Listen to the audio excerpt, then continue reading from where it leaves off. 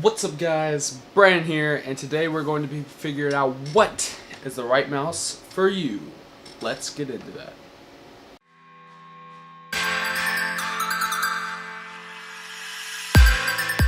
Okay, so starting off, I have three mice that we're going to test. We have all the way down from our pretty much average consumer, your average consumer little grade mouse. You know, this will run you about $10 to $15 typically. Then we got a productivity mouse, so for this I'm using a Logitech MX Master. And then all the way up, which is it's going to cost you a lot more. These will range from if there's the new one, the MX Master 2S, that'll be like $100. This one's like $60, so these are a little bit pricier. And then you have gaming mice, which these can range pretty much sky's the limit. And so that's what we're doing with. We're dealing with three mice, and we're going to go over the pros and the cons of each mouse, and just to see which one is right for you. So let's just begin our way down and up. So starting off is the Logitech M305. Now this mouse is pretty... It's not a... So one of the cons right off the bat that really hurts me, if you have bigger hands like I do, is that it's not a full-size mouse. So if we were to get this up with a MX Master, see the difference? They're not near as big as one another. So they're not full-size. Another downside for me is that these come with Logitech's wireless receivers. And these receivers, they're okay. They're USB receivers. You just plug them into your laptop or desktop or Mac, you know, whatever you're using. Anything that has a USB port, and then that's pretty much how it works. No Bluetooth features, which is kind of hurts if you only have one USB port, like say my Surface does right here. So Bluetooth's kind of a big feature. Also, this brand of Logitech's mice don't have their free scrolling capability. It has the normal ratchet. That's just really something, if you have a higher end mouse by Logitech like the MX Master, that's just something that once you've used it once, it's just ugh. You're gonna want that back. But no, we're stuck with the ratchet clicking. But let's talk about some of its pros now. We've pretty dogged on it pretty hard, and so if you have smaller hands, the form factor is not a problem. That is just my complaint. It's ambidextrous actually. The uniform, it is identical on both sides. So if you are one of the very rare few that use a mouse left-handed, this will fit your hand perfectly. Can't really do that with the gaming mouse or the MX Master. It was made for the right hand. This will work with any hand, right or left. Kind of nice. Again, like I was saying, the size of your hand is pretty much, you know, if you have small hands, this will be fine. Another con, going back to cons here, is it takes one AA battery, which is kind of a con and a pro. Only one AA battery, that's nice, but the fact that it takes a battery is a little eh. Fully wireless, that's a pro. Might be a con if you're a serious gamer. You can game on it, but just know its limitations, okay? I played games like Dota 2, League of Legends on it. It's fine. The latency isn't that noticeable, or isn't really that noticeable at all. I feel like Logitech's USB receivers are really good, but the range on them is a little, on the wireless receiver, the range on the wireless receiver is a little Now, it's perfectly fine if you're, for most people, if you're right up on your computer or your laptop. You know, most people aren't going to be sitting 20 feet away using their, you know, keyboard and mice. But interference seems to be a big thing. So, for instance, me and my dad went to the law firm in which he works at, and we were setting up the conference room for conference calls and that kind of stuff. And we were using Logitech's wireless mice and keyboard, and it probably wasn't even 10 feet away, and the mouse stopped working completely. Or even if it did work, it would jump around the screen. Same with the keyboard. The key inputs would just stop, or they'd be heavily delayed. So just keep that in mind. If you're the situation that we're actually setting up was a big TV, and the computer was down in the media center like your living room would. So if you're a PC gamer who has a living room set up, you might want to think about maybe like a Bluetooth option, or if there's no obstructions in the way. We did have a door covering the computer, but even with the door open, we hardly saw any jumps. Now, granted, the table was higher than where the PC sat, so I don't know if the table was interfering. We don't really know what was interfering with it, but something. I don't know if that was just the USB faults, but for optimal results, have a clear, open shot to your subject if you're doing PC gaming in a living room. Just keep that in mind.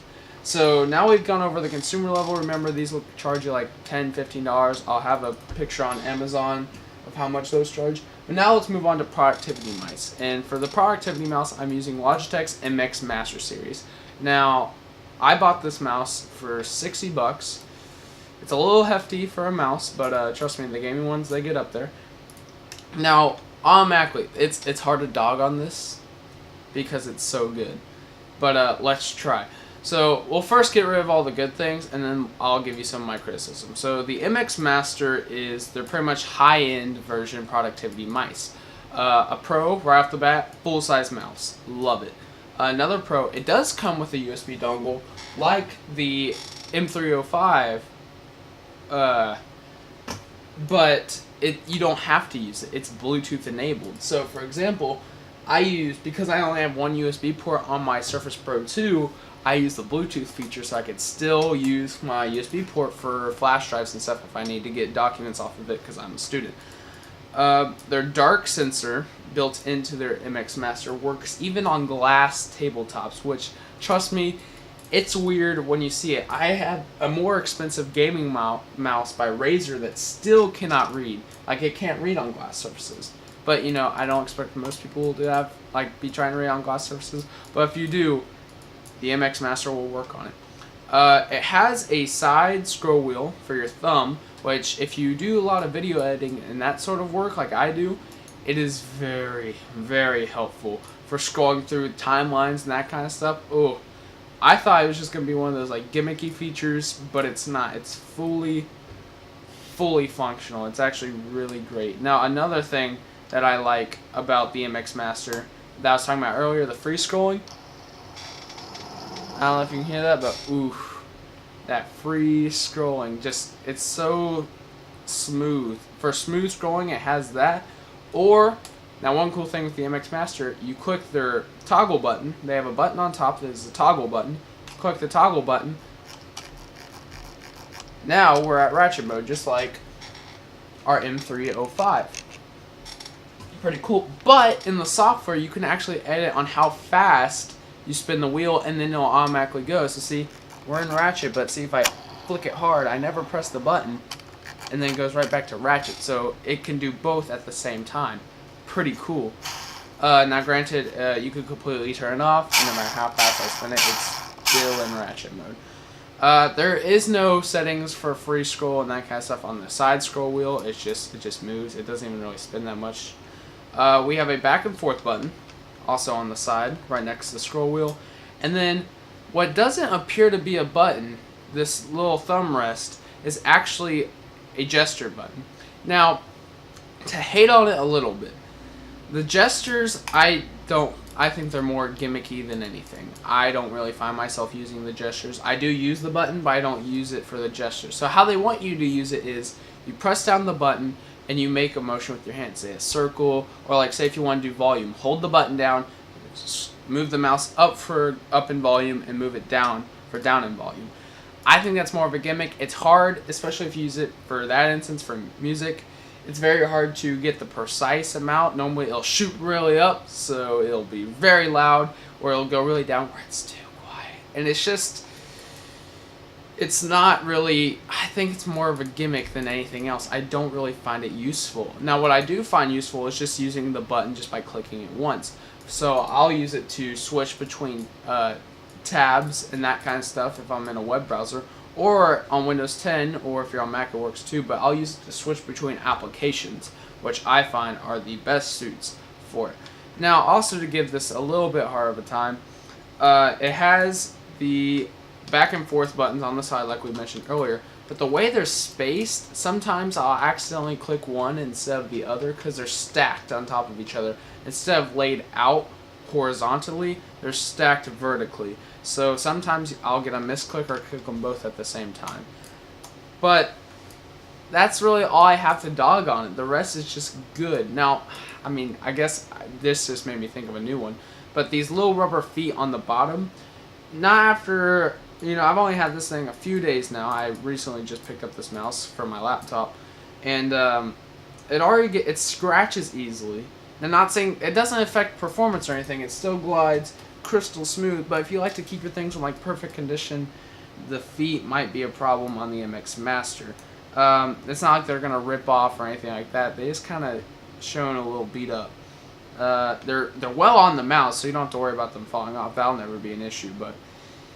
And then if I have to give it a gripe again, micro USB for the charging port. That is just a sin in 2017, especially with the new one. They didn't even fix this on the new one, the MX Master 2S. They didn't even fix this then. But why isn't this not USB Type-C? It's still micro USB, which is just irritating, especially for Mac users. But it's just a lot faster. You could probably charge the thing a lot faster. You could definitely charge it a lot faster with USB Type-C. You could just send more data, but we're still using the old micro USB. But this is good for, well, unless you're an S8 user, but most Samsung users still use micro USB, which is nice, so then you can just carry your phone around and then it charges your mouse too. Very nice touch. But otherwise, come on, it's 2017. Type-C is the way to go. Much faster. Now, our next thing we got going on here is being able to connect to multiple devices at once. This thing is amazing. It can connect up to 3 devices at once. So say if you're using your desktop and want to go to your laptop, you can. All you do is turn on the Bluetooth or wireless receiver, which the wireless receiver can hold up to 8 wireless devices per one device, which is pretty solid. And all you have to do is just click the little button down here and you'll switch between any of your 3 devices. Pretty cool on Logitech. Now let's move on to the one everyone's been talking about. Now this one's going to be hard to show, so I'm not really going to show it. I'm just going to hold it over here. But that is my Razer Naga 2014 edition, which is an MMO gaming mouse. First of all, I feel like the comfort level is right up there with the MX Master. It's just a full-size mouse. Great. The ergonomics on both these mice are great. Fits perfectly in my meaty-sized hands. They're both evenly. Now, here's one thing about the MX Master 2 if you're going to use it for gaming. The MX Master is a little bit heavier. I mean, quite heavier, honestly, now that I feel it, than the Razer Naga mouse. So if you're someone who games and picks up the mouse as you game, that's really, that might get tiresome after a while because it's a little bit of a heavier mouse. But you don't have that problem with the Razer Naga. The Razer Naga is very light and it's very easy because I find myself, especially in games like Overwatch, picking up the mouse and sliding it around, and it's very easy, it's very light. Now if you're an MMO gamer, this mouse is perfect, hands down. Why is it perfect, I hear you asking me, Brandon? Because it's got numbers 1 through 12 built right on the side, ready for your thumb to use. Now trust me, the first time you hold this mouse, you're gonna think it's weird, you're gonna hate it, it's just ugh. But trust me, if you play around with it and you eventually get that muscle memory of where each button is, it is a lifesaver in games like World of Warcraft or any pretty much tap targeting. Most MMOs are going to action-based combat, like action combat, where you just hold down the mouse buttons, left and right click. It's not really going to play too big of a role there, unless you set up your keybinds for potions and that kind of stuff. Very crucial in a very quick, short time where you need to get the drop on someone and you need to stay alive during the battle. Maybe they're a higher level than you. Who knows what the situation might be, but you just need to heal real quick or use a mana potion. Very good for that kind of stuff. So, scroll wheel is not free scrolling like our MX Master. It is ratchet, but honestly, I don't think you'd want one of those for gaming anyway. You want that precise. The ratchet scrolling is much more precise than the free scrolling. The free scrolling is just nice when you got long, say, Reddit forums you're going to scroll through and that kind of stuff. Very good for that. We got 2 top buttons also on the mouse that can be programmed for anything using the Razer Synapses software. And that's really it. The really thing where this mouse shines is the sensitivity. So you can really crank this thing up and get it really going if you wanted to. It's going to be more sensitive than your MX Master. I mean, you can push this thing there, but it's not going to be as accurate as the Razer Naga. It's just going to be more precise, more sensitive to everything. and then even more so sensitive than the M305 mouse.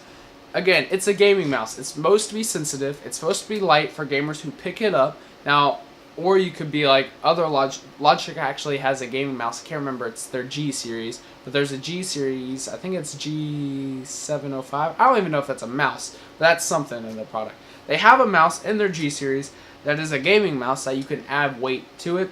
I guess that would be an exception for people who want that's a really good, unique idea. Way to go, Logitech. But this is for people who like light mouse. Fits a pretty, you can play claw. Some games I play claw, or you can fully rest your palm and still be very comfortable. The actual triggers inside of the mouse are very responsive, very fast. They honestly remind me of the same switches used in my MX Master. It's just very weird. It is got a braided cable, fantastic. So if you have like cats and stuff in the house, don't have to worry about it breaking there. Uses USB 2.0, but you can obviously plug into a USB 3.0 because they are backwards compatible. And I really think the strongest thing for the Razer Naga mouse is not only its sensitivity, lightweight, but really that 1 through 12 keypad on the side. That is crucial for gamers, especially MMO gamers, or even, now they have a MOBA edition that has 1 through 6, and that might be better because you don't need 1 through 12 for MOBAs. Normally you just use, Q, W, E, and S, R? Wait, no, I don't think you use S, I think you use Q through R, so Q, W, E, R. So obviously you don't need that much, for a MMO mouse. So they actually make the Razer Naga, same sensor, same build, it's the same body, it just gets rid of the 12 number pad and adds a 6 number pad and a circle type shown up. Now this is a square layout and the MOBA is more of a circle, I feel like, if I were to describe it towards anything else. So so now you know each pros and cons of each thing. The pro of, and we'll just go over it one more time, but now you know each pro and con of each type of mouse. The M305, very cheap, very good for normal use. You can game on it, yes, but that's just like gaming on the MX Master. You can, but just know its limitations. The sensor won't work on glass. It's just your standard mouse is what you get for $10. A standard wireless mouse. No special features, no gimmicks. Except unless you want to count ambidextrous as a special feature, which I would because more mice need to have that. But unless, more mice, because I feel like just left-handed people need to be, out there more, even though most of the population is right-handed. Anywho, next, productivity mouse, the MX Master. A great one, so another pro for this guy. Side scroll wheel for video editing, that kind of stuff. Full-size mouse. Rechargeable batteries. Switch up to 3 devices. Bluetooth connectivity. And just the whole build quality in general. It's just fantastic. Razer Naga. Build quality. Number pad. High sensitivity sensor.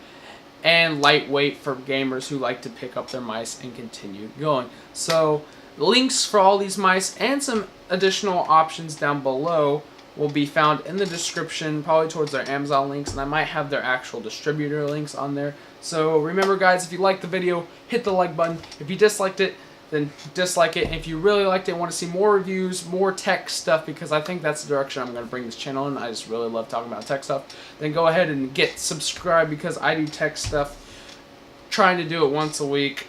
But, I suffer from procrastination. So, anywho, thank you guys for watching, and I'll see you guys again really soon.